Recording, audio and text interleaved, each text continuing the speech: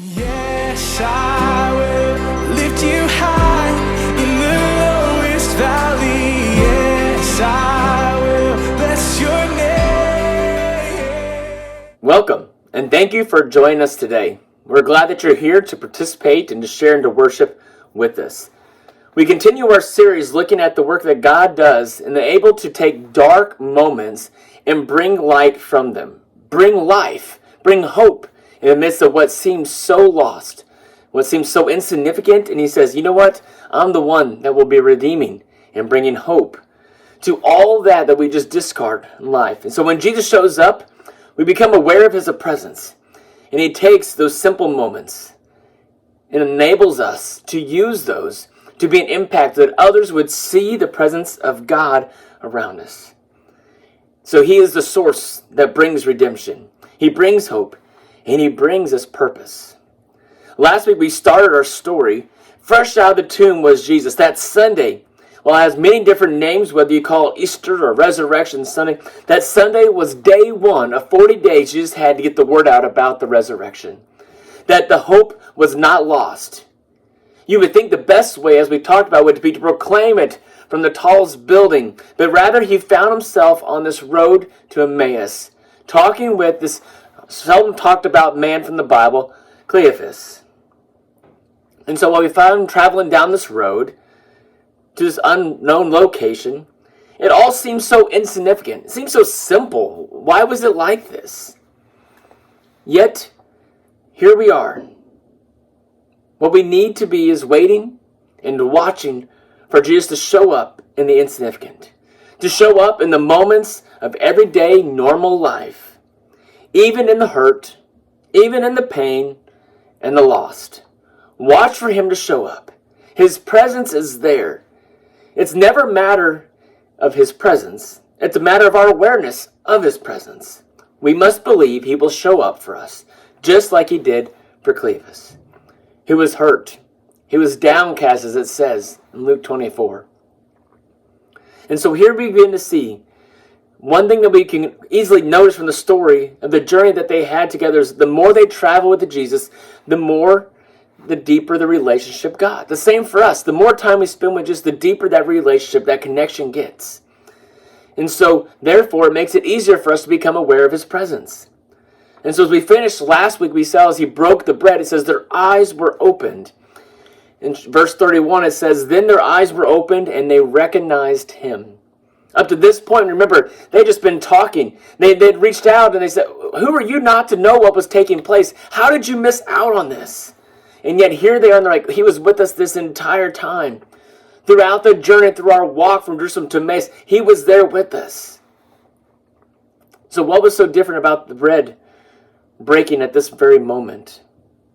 What caused them to see Jesus differently? Was it the physical act of the breaking of the bread? But here he is, he takes the bread, he breaks it. As he did this, he exposed his scars. Maybe. But maybe they realized that the presence of Jesus was most noticed in the hurt and the pain. The broken places. That he was there, that in that moment, hope just became alive in their lives. They left without hope, and yet God's grace chased them down. May we always thank God for continuing doing work within us. To do his work in insignificant people and insignificant places. So our job is to learn to trust in the promise. Will we trust in the promise that God gives to us? Now, I don't know about you, when you begin to think about life and purpose and value, where does that play into the kingdom of God? Now, recently in our school, our second graders have been learning about space. For my own, I've been able to refresh as I listen to Luke as he reads through his process here and he begins to fill out his paper and his homework there. They've been going through reading all the descriptions of the planets. And as he begins to go through this, it's this refresher course to remember how big our system is. Now, we begin to realize that the measurement in which time is traveled is light speed, right? Now, light travels at a pace of 186 miles per second. That's why we can flip on a switch and our homes become instantly lit up. So if light speed is 186 miles per second, a light year is 5 trillion 865 billion 696 million miles. That's how far light would travel in 1 year. So let's get some perspective about how big that is. If you were to count to 1,000,000 in seconds, now I mean literally one number per second, it would take you 11 and a half days. Doesn't seem too bad, right? I mean, other than the fact you didn't eat, sleep, you just counted for 11 and a half days. The numbers we're dealing with here, to count to 1,000,000,000, the same way it would take 32 years. This is just the difference between those two numbers. We haven't even got to the trillions yet. So a light year is a huge deal. The sun, for example, is 100 times the diameter of Earth. The sun is 93 million miles away from us, which would take like approximately 8 minutes to get from the sun to the Earth by light. Now, when we think about it, when you look towards the sun, you're actually looking 8 minutes in the past. If the sun blew up, it would take 8 minutes for us to realize it. So in comparison, Earth is not much. We're compared to the size and the density of our galaxy, we're pretty small. And the psalmist in chapter 8, he writes, it says, "When I consider your heavens, the work of your fingers, the moon and the stars, which you have set in place, what is mankind that you are mindful of them, human beings that you care for them?" See, as man compared to all this, we are small. When you compare it to light years and galaxies, we're small. And so by size and by comparison, we almost could see like we just be insignificant. We're too small. But when we read it over and over again, that God tells us we are significant. It may feel like we're not sometimes, but we're significant because we are known and prized. But the one who created all of it, he knows us, he loves us, and he continues to work within us and through us, and most importantly for us.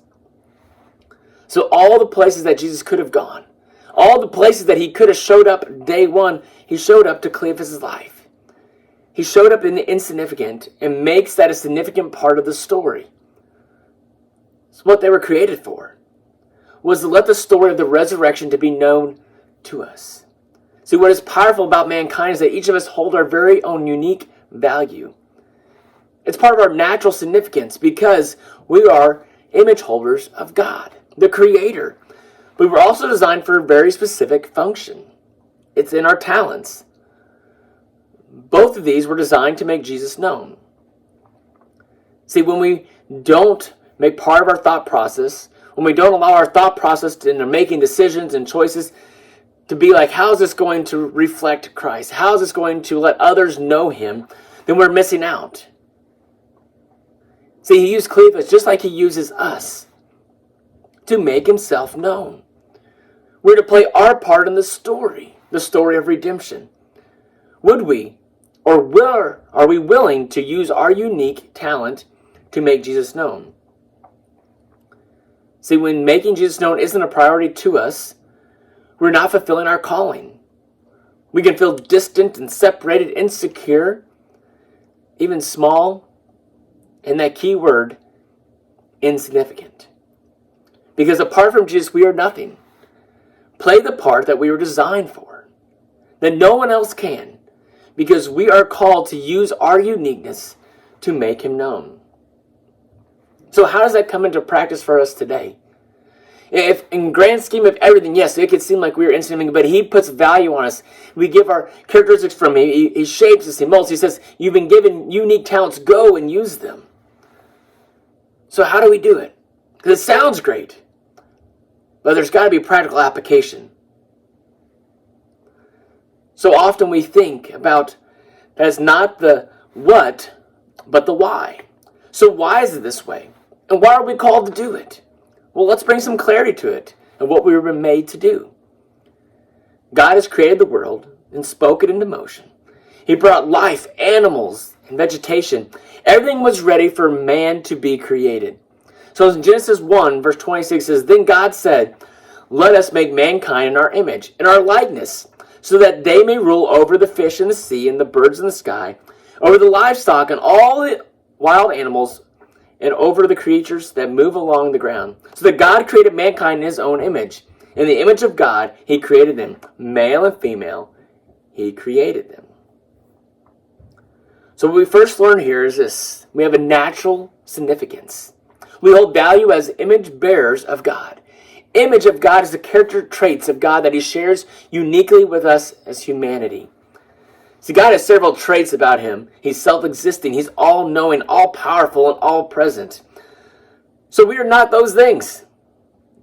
But we can still share in his attributes. Even though we've messed up, even though we've experienced sin in our life, we can still see them. Like love, joy, peace, justice, mercy, and grace. All distinct attributes from creation shared with humanity. And so therefore, as image bearers of God, he places significance upon us that we can rule as representatives here on earth. And our relationship, our connection to God is different than any other living creature on this planet. So if all humans were created by God and are image bearers of God, then may we all be pointing to the glory of God. God is begging for us to make him known. So why do we do this? It's because of our attributes in the image of God. So we realize this. We have natural significance because we are image bearers of God. But we have a second part, and that is functional. We've been called to do the purpose of why we were created. See, in 1 Corinthians, Paul, the author of this, is writing this huge section which just says when he had this encounter with Jesus, his life flipped. He went from being a persecutor now to a martyr, willing to die, to preach and to build churches. Jesus transformed his life in this major way, and he wants the world to know. And so while he wrote most of the books in the New Testament, he writes this letter of instruction to the church in Corinth, Greece. We see in chapter 12, he writes this, "Now about the gifts of the Spirit. Brothers and sisters, I do not want you to be uninformed. You know that when you were pagans, somehow or other, you were influenced and led astray to mute idols. Therefore, I want you to know that no one who is speaking by the Spirit of God says, 'Jesus be cursed,' and no one can say, 'Jesus is Lord,' except by the Holy Spirit. There are different kinds of gifts, but the same Spirit distributes them. There are different kinds of service, but the same Lord. There are different kinds of working, but in all of them and in everyone, it is the same God at work. Now to each one, the manifestation of the Spirit is given for the common good. To the one, it is given through the Spirit a message of wisdom. To another, a message of knowledge by means of the same Spirit. To another, faith by the same Spirit. To another's gifts by healing by that one Spirit. To another, miraculous power. To another, prophecy. To another, distinguishing between spirits. To another, speaking its different kinds of tongues. And still another, the interpretation of tongues. All these are the work of the one and the same Spirit, and he distributes them to each one just as he determines." So we've all been given gifts and talents. I don't know about you, but me and the boys, we love watching America's Got Talent. I mean, I like The Voice. It's not a bad show. A lot of talented people on there. But I really like America's Got Talent because there's a lot of crazy people on there, right? And so when you watch this, there's a lot going on. And your first thought is, one, how did they make it through the screening process? And they must have let them through only for TV. But two, who has been lying to them their entire life and telling them that, hey, that's your talent, that's your gift. These people go out on stage proclaiming that this is my gift, and this is why I'm going to spend my life doing. They needed someone to come along beside them and say, no, no, no, no. I don't care if you own a karaoke machine. No, no, no, no. For the sake of your credibility and our family, no, no, no. So Paul was telling that each have a specific gift. And we need people to help verify those gifts. And that gift is something specific and significant and valuable to us. We have our own ways of making Jesus known. Your way is not matched with anyone else's. Your gift is unique. And it may seem small, but it is significant because that is the way that you are going to show the world that Jesus lives. Both inside the church and outside the church. See, it's referring to these spiritual gifts. A spirit is a natural ability that God has given a person that is enhanced by the Holy Spirit to be used in the church. Every gift is from God, and we don't have the same gift, but we've all been given at least one. Now take note of what it says in verse 7. Now to each one the manifestation of the Spirit is given for the common good. The gift, the manifestation, has been given to you for the common good. When you use your gift, is when God shows up in the world. It's through you and I. That's when God shows up. When we serve others, we are being God's representation here. Even more so, you are showing God to other people. We get invited to uniquely share in the part of the story. You were created for uniqueness and value. We may have the image of God upon us, but we are nothing without Jesus within us.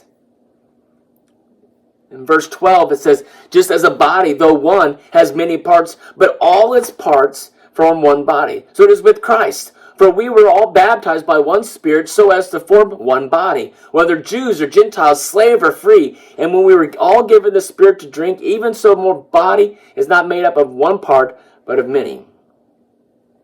The body of God is made up of so many unique parts, different pieces and talents and gifts, races and cultures.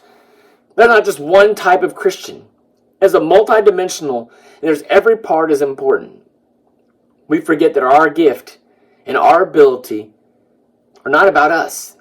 He has uniquely created you and placed you in a specific place for a specific purpose.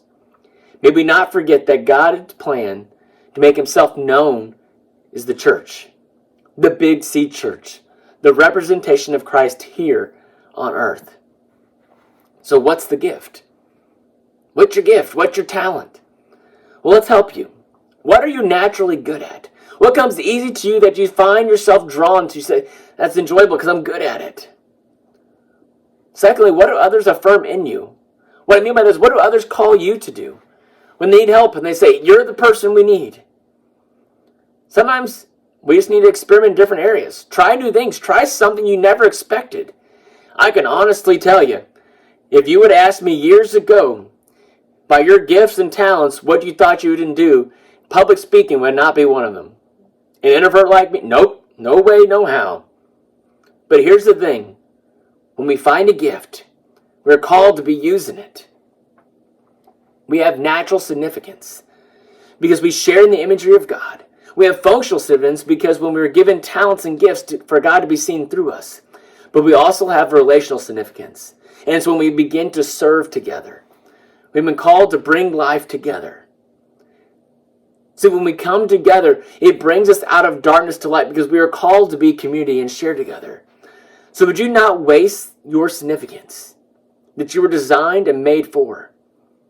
You were made for more and to let the world know Jesus. Play the part that only you can play. He is inviting us to play our part, to take the next steps. Sure, we've messed up. Sure, we've made mistakes. Sure, we've been let down. We could go on and on and on. But that's the thing. There's not a person that is good enough not to need the cross. But there's nobody that is bad enough that the cross is not enough for them. It's us turning to him. When we realize that Jesus is enough. Plain and simple. That he would take what seems so minute, that seems so simple and insignificant in our lives, because that's the place that he wants to grow and to flourish our lives. He wants to step in and let us be part of this magnificent story, to play our part, to play our role, that the world would see him as he is seen through our gifts and talents, the way we serve together. So when we realize this, we are in the image of God, created in the likeness of our Master and Lord and Creator. We have functionalness because we've been given gifts and talents and abilities, but also to relational, to use those to serve and to walk alongside one another. Are you willing to take the next steps? Because for so many, we've missed out. That's not my gift. I don't want to serve. We've got things holding us back. We have a list upon list of excuses and things of timing. But is it time? Is it time to say, Lord, here it is. I've always wanted to try this, but I've always been too afraid. What if we let him have control of that? Let the world see him through us. Let the world know of our God's love for them. And in the midst of the dark, in the midst of the pain and the hurt, he is there. His presence is there. Are we aware? Are we aware that he walks with us? Even when we don't feel like we see him. Are we aware that God is always chasing us down? His grace is poured out upon us. Are you willing to realize that Jesus is enough for you? Yes, I